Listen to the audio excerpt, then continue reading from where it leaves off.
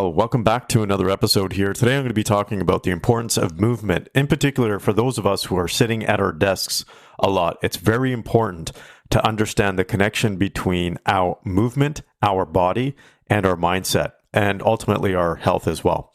So fundamentally, when it comes to your state, which is how you show up every moment, which is a core aspect to performance and quality of life, there are four factors. The first one is focus, the second is energy, the third is mindset, and the fourth is physiology.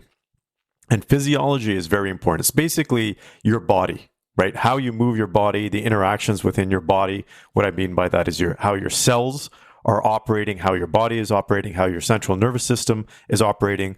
And much of that is not in your control, right? Because you're not sitting there consciously thinking about your heartbeat or even your breathing most of the time, or your cells, because you got 30 plus trillion cells in your body. There's no way that you're actively really controlling those cells. But the one thing that you do have control over is movement. Now, there's movement in different ways. There's movement in breathing, which I'm going to cover in another episode. But movement of your body, movement of your torso, movement of your legs, and movement of your arms. So essentially, getting up and moving. And getting up and moving constantly and consistently is going to help you not only be healthier fundamentally, because studies show that those individuals who are sitting at their desk more often are more prone to certain types of diseases, but also problems from a physical perspective, like lower back pain, like joint pain. I know for myself, throughout life, I spent my entire early adult life on an orchard, and I go back there quite often.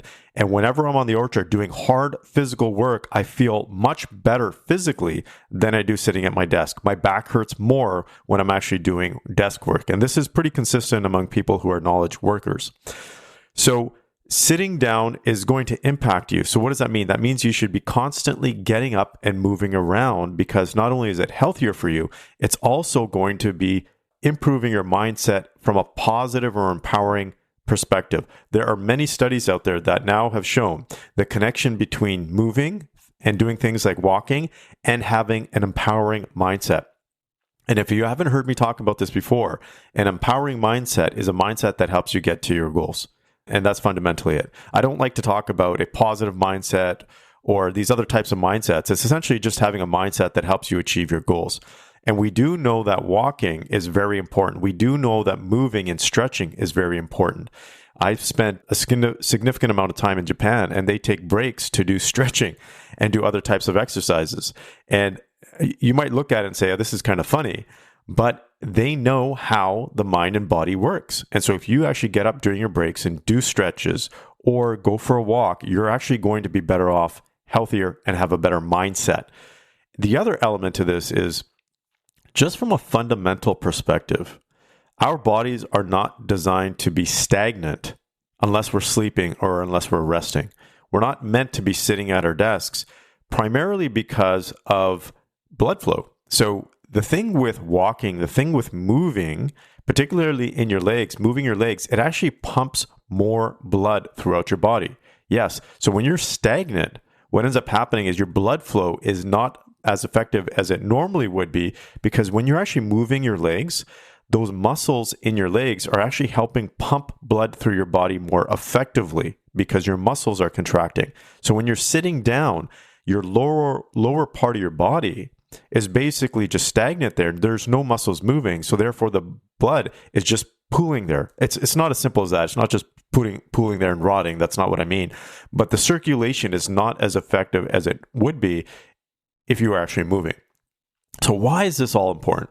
Why is this fundamentally important? Because one of the things that we identified in our studies is that the people that were most successful, and when I say successful, I'm not just talking about money, but also quality of life, happy and healthier, and have a more empowering mindset, those were the individuals that were more consistent in movement.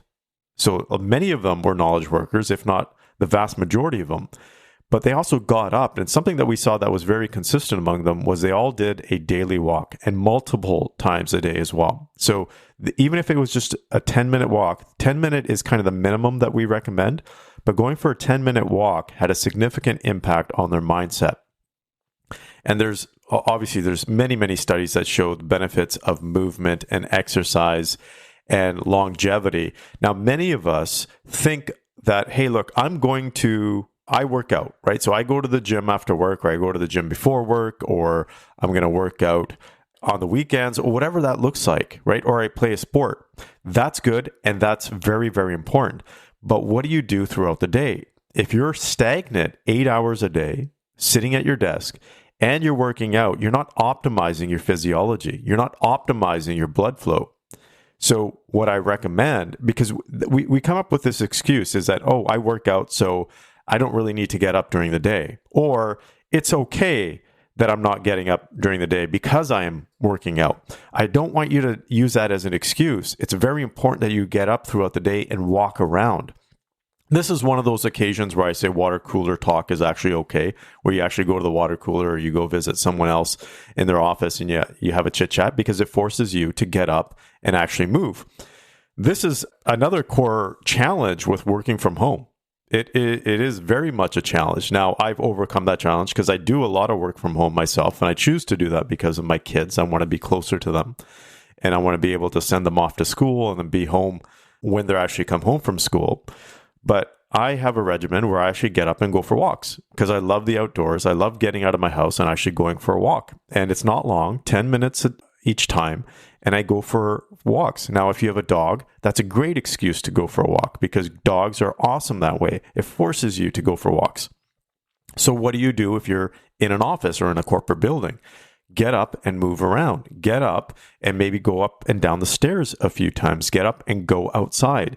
Very important. So my ultimate suggestion here, what are the practical things that you can do, is get up and move around as much as you can. If you are a knowledge worker sitting at your desk very often, that's going to help you with your blood flow. It's going to help you with your health.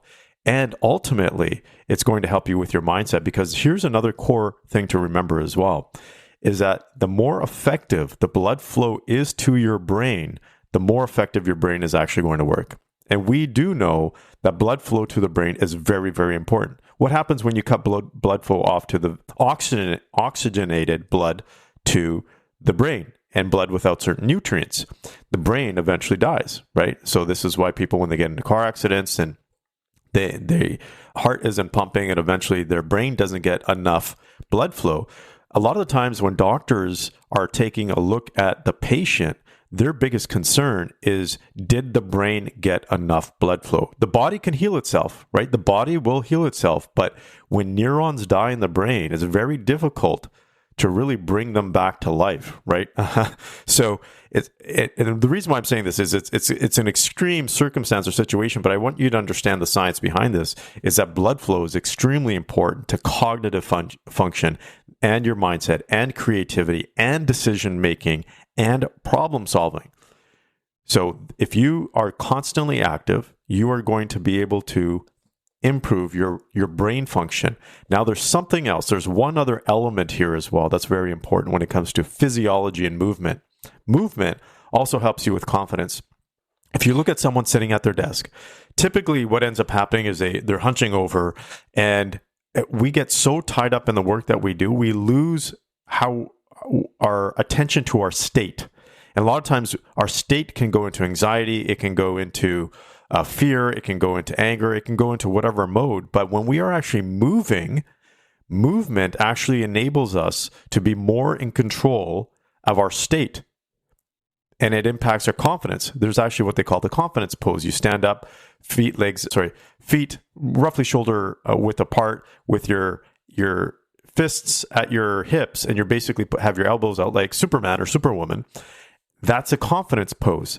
And there's a number of different confidence poses. So essentially, your body can help you shift your mindset.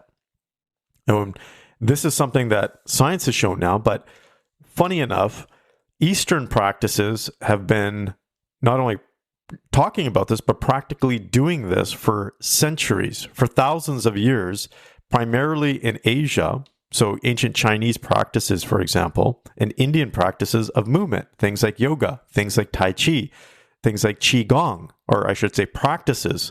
There's many other practices, many of them stemming from the original martial art, you can say. But many of these practices are based on the principle of when you move your body, when you are in control of moving your body, you are therefore in control of your mindset. So fundamentally, by shifting and moving your body, you can actually shift your mindset. This is why when you do things like yoga, when you do things like Tai Chi or Qigong, which are practices that I do myself, I absolutely agree with this and have observed this personally, that it shifts my mindset. So try these practices out if you haven't already. This is why kids are great. Why? When do you see kids in their best moods? When you take a look at them playing on the playing ground, when they're on the jungle gym, when they're running around chasing each other. Now, it's not just because they're having fun, which is a core aspect of it, but it's also because they are moving their bodies. So children who move their bodies are typically healthier as well. So this is something to pay attention to. And fundamentally, to sum it up, keep your body moving. Be in control of your body. When you're in control of your body and your physiology, you can actually be in control of your mindset. So instead of trying to shift your mindset on its own, if you're having a bad day, or if you're having a challenge, or you're trying to be optimized, try using your body. It's an easier way. It's a shortcut to shift your mindset rather than thinking your way into a specific mindset. Move your way into a specific mindset.